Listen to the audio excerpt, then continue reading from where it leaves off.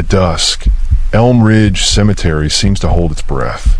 Steep hills, studded with gray gravestones that look melted under years of rain, quiver beneath the shadows of towering pines. The air reeks of wet earth and sharp pine sap, and a cold wind drags yellow leaf across the stones like trembling fingers. A faint sound, like the rustle of ancient cloth, drifts from the distance, as if the graveyard is whispering to itself. That day, during a funeral, something lurked in those whispers, an unseen shadow only I could see. My old friend, Sarah, had died. A heart condition, sudden and silent. She was 35, always fleecing us at poker with that sly grin. Her funeral was on a cloudy afternoon, with a biting wind scattering yellow leaves across the graves. About 15 of us stood around a simple wooden casket topped with a clutch of white carnations. The priest muttered prayers, and the only sound was Sarah's mom weeping and the crunch of leaves underfoot.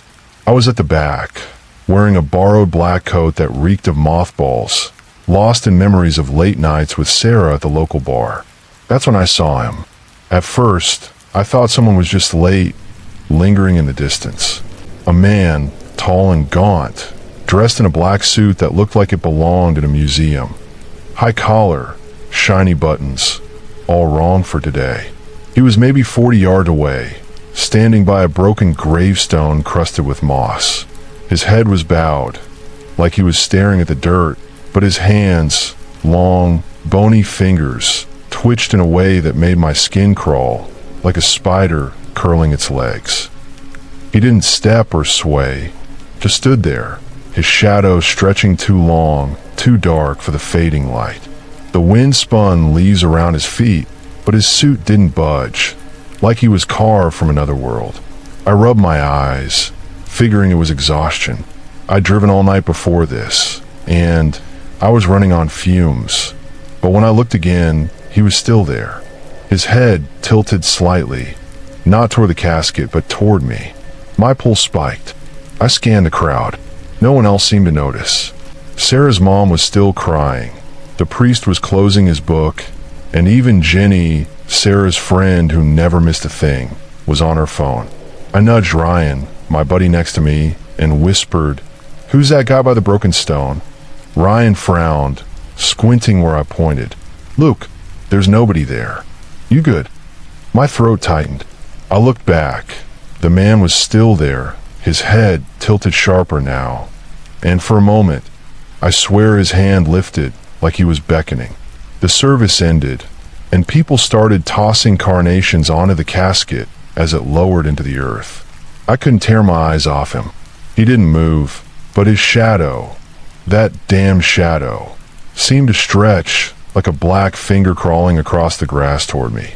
As the crowd drifted to their cars, he shifted. Not a step, not a run. He just vanished for a split second and reappeared 20 yards closer, now beside a small stone crypt. His hands twitched faster, like he was writing something in the air.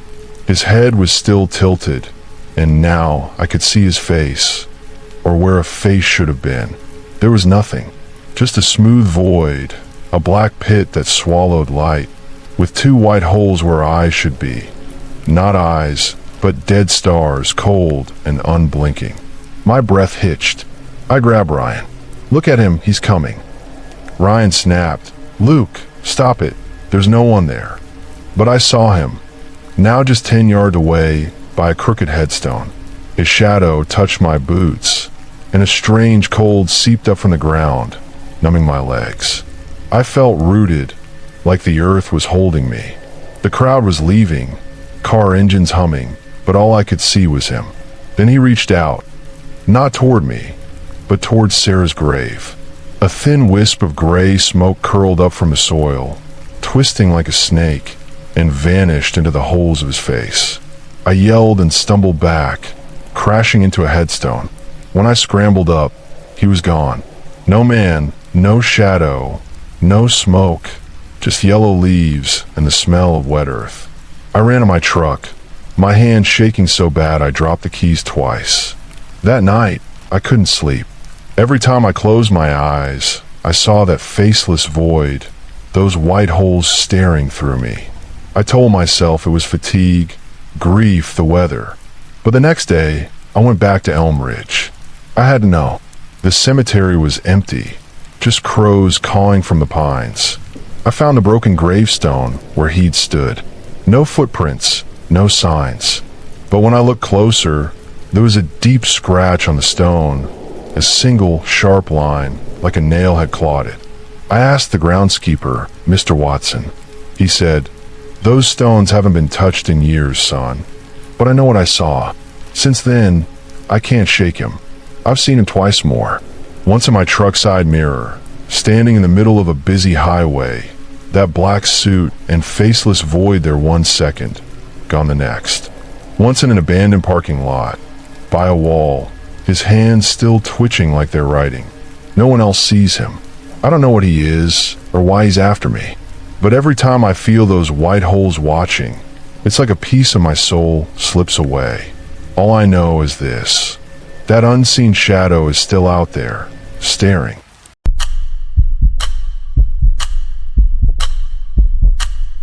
I'm Andreas, the night watchman at Helmvik Cemetery, a forgotten speck in a remote Norwegian village. Every night from 11 p.m. to 7 a.m., I patrol the frostbitten silence of the graveyard. The wind howls through gnarled pines, and the occasional bark of stray dogs is all that breaks the quiet. The cemetery is ancient, its headstones smothered in thick moss, most dating back to the 1800s. The mortuary at the end of the cobblestone path, a crumbling brick building with cracked walls and the sharp stench of lime, has been abandoned for years. Until tonight, I thought the worst part of my shift was the cold. I was wrong. It was just past 2 a.m. My flashlight swept over the uneven cobblestones as I headed back to the watchman's cabin. Then its beam caught the mortuary door, ajar, a black slit gaping like it was watching me. I swear I'd locked it earlier, the iron chain secured tight. The key was in my pocket, cold and heavy. There was no wind. The air was frozen, still, not even the pine needles stirring. A chill slithered down my neck, like someone's breath. My legs felt rooted, but I couldn't just stand there staring. I had to go in. I pushed the door. The hinges screamed, a grating wail that echoed through the silent cemetery. The stench of lime and moldy damp hit me like a fist. My flashlight's beam danced across the stone chamber. Filthy walls, shattered floor tiles, and a gray slab in the center where they used to wash the dead. The light hit the slab, and my breath caught. A wet streak glistened, fresh and slick, as if someone had just splashed water across it. A thin trail of liquid snaked from the center to the edge, like a soaked finger had traced it. I scanned the ceiling, bone dry, no leaks. The rusted metal faucet in the corner was shut, its handle fused with corrosion. I stepped forward. My boots slipped on the tiles, as if the floor itself was slick. A soft sound, drip, drip, drip, rose from the corner like the pulse of something alive. I swung the light toward the faucet. Beneath it, a small puddle of water shimmered, clear and deep, as if it had welled up from the earth. But the faucet was dry, its handle locked in rust. Suddenly, my flashlight flickered, the beam dimming like a dying pulse. My shadow on the wall twisted, but another shadow, longer, with jagged edges, crawled behind it. I spun around. Nothing. Just the feeling that the walls were closing in. That's when I saw her.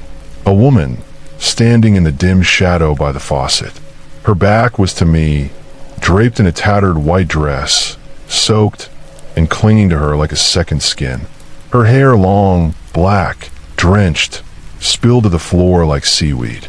Her hands, pale and bony, slithered downward, as if caressing the wet tiles. She didn't move, didn't breathe, just stood there, as if she'd seeped from the walls. My voice cracked.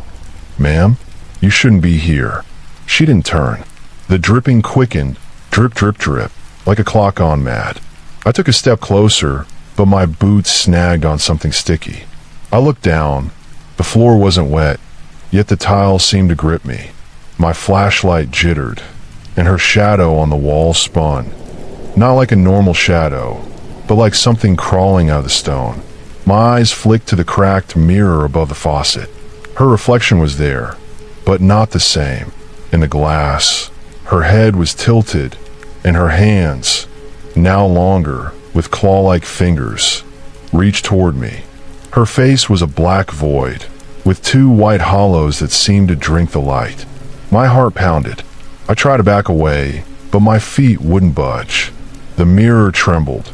Not the mirror, her reflection. Those claw-like fingers in the glass stretched closer, as if clawing through the surface.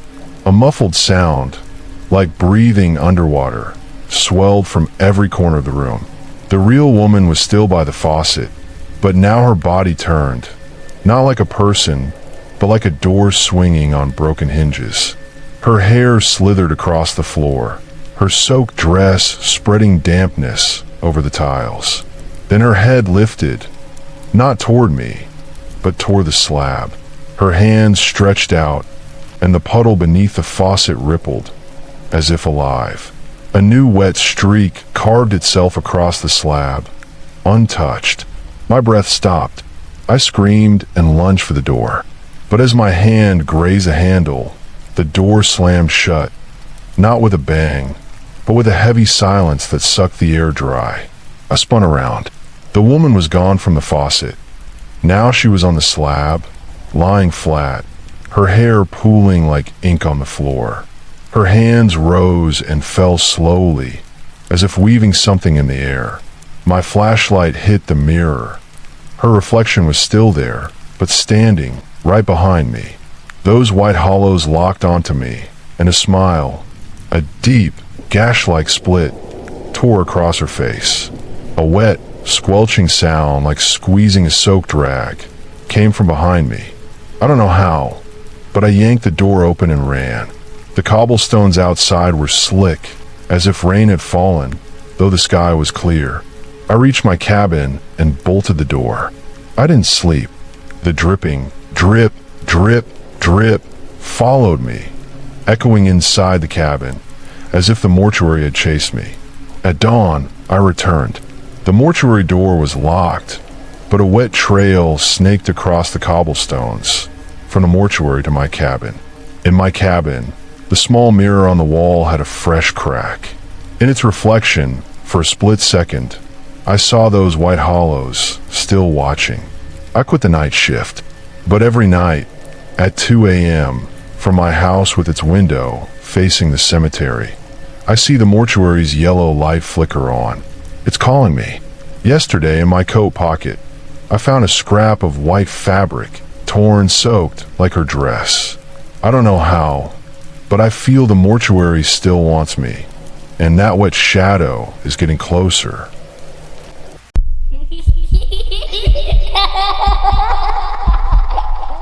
I'm Lachlan, 16, from a nowhere village in the Scottish Highlands. Last night, me and my mates Finn and Rory decided to sneak into the old cemetery up on Blackthorn Hill. Word was there's an underground passage beneath the ruined church, some kind of smuggler's tunnel from the 1700s. We thought it'd be a laugh, a story to brag about at school. It was 10 p.m. when we got there, our breath fogging in the October chill. The graveyard was a tangle of gnarled roots and leaning Celtic crosses, their carvings worn to shadows. The church loomed at the edge, its spire cracked, windows like empty sockets.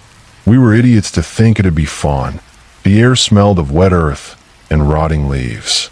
Our flashlights cut through the dark, bouncing off moss-crusted headstones. Finn, always the loud one, was swinging his light like a sword, joking about ghosts. Rory, hunched in his hoodie, kept muttering we should have stayed home. I was halfway between them, heart thumping but too stubborn to admit it. The silence was heavy, broken only by our steps crunching on gravel and the distant hoot of an owl. We were poking around the church's broken wall when Finn froze, his flashlight trembling. "You see that kid?" he whispered. I thought he was messing with us. Finn's always pulling pranks. But his face was pale, his jaw tight. Rory and I turned, following his beam. There, between two crooked headstones, stood a child, maybe 6 years old, small and frail. It wore a tattered smock, gray and frayed, like something dug up from a museum. Its head was bowed, arms limp at its sides. Then it looked up. My stomach dropped. Its eyes were black, completely black. No whites, no pupils, just two voids that seemed to suck in the light. The flashlight's beam wavered in Finn's hand, but those eyes didn't reflect a speck of it. We didn't move. Neither did the child. My legs felt like stone, my breath shallow and sharp. Rory's hand gripped my sleeve, his nails digging into my skin. The child's head tilted slowly, not smooth like a person's, but jerky, like a puppet with half-cut strings. Its lips parted, revealing tiny, uneven teeth, but no sound came out. Then from everywhere, behind us, above us, inside my skull, a high-pitched giggle echoed, sharp and jagged like glass breaking in slow motion. It wasn't coming from the child. It was coming from the graveyard itself. The child took a step toward us. Its bare feet didn't bend the grass. They sank into it, like the ground was soft mud. Each step was deliberate, its knees bending too far, like a spider folding its legs. The giggle grew louder, splintering into a chorus of childish voices that clawed at my ears. I wanted to scream, but my throat was locked. Finn's flashlight flickered, and the child's shadow on the headstone stretched, too long, too thin, with arms that bent at wrong angles. Run! I hissed at Rory, but he was frozen, his eyes wide, mouth half open. The child was closer now, maybe 10 feet away. The air turned arctic, my breath frosting in front of me. The child's head snapped up, its black eyes locking onto Finn. Its mouth stretched into a grin, too wide for its face, the corners curling toward its ears. Its arms twitched, then rose, fingers splaying like they were reaching for something inside him. Finn stumbled back, his flashlight clattering to the ground. The giggle stopped, replaced by a low hum, like a swarm of bees trapped in the earth. I grabbed Rory's arm, yanking him, but his feet dragged, his body rigid like he was sleepwalking. The child's grin widened.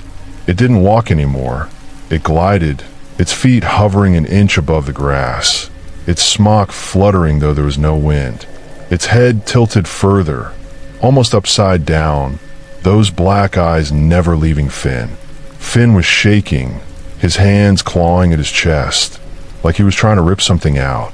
It's in my head, he gasped, his voice breaking. I screamed at him to move, but he just stood there, swaying. The child was 3 feet away now, its fingers curling inward, like it was pulling an invisible thread. The ground beneath Finn rippled, grass bending inward as if sucked toward him. Rory snapped out of it, shoving me toward the church. Go, he yelled. We bolted, tripping over roots, the flashlight beams jerking wildly. I glanced back. The child was gone. Finn was still standing, but his head was bowed, his arms limp, just like the child's had been. Then he looked up. His eyes, God, his eyes, they were black, twin voids, just like the child's. The giggle erupted again, louder, splitting my skull. Finn's mouth opened, and the sound poured out of him. Not his voice, but that same jagged laugh. We didn't stop running until we hit the village, hearts pounding, lungs burning. We collapsed in the street, sobbing, too scared to look back. Finn didn't come with us. We called his parents, the police, everyone. They found him at dawn, sitting in the cemetery, staring at a headstone. He wouldn't talk, wouldn't move. His eyes were normal again, but he hasn't been the same since. He doesn't sleep. He keeps his room pitch black, says the light hurts. But sometimes when I pass his house at night, I see him at the window, and in the shadows behind him, there's a pair of black eyes, watching. Last night, I woke up screaming. My room was dark, but I swear I heard that giggle, soft and close, right by my ear. When I turned on the light, my window was streaked with tiny, muddy handprints. They weren't there before. I don't know what that child was, but I know it's not done with us. And I'm scared I'm next. The child with black eyes. A kid in a haunted graveyard with eyes like voids, and they're still watching. Ever seen something in the dark that shouldn't be there? Share your scariest stories in the comments. I'll read them all, and the creepiest might be our next video. If this tale gave you chills, hit like, subscribe, and ring the bell to catch every nightmare. Who's next for those black eyes? Stay tuned if you dare.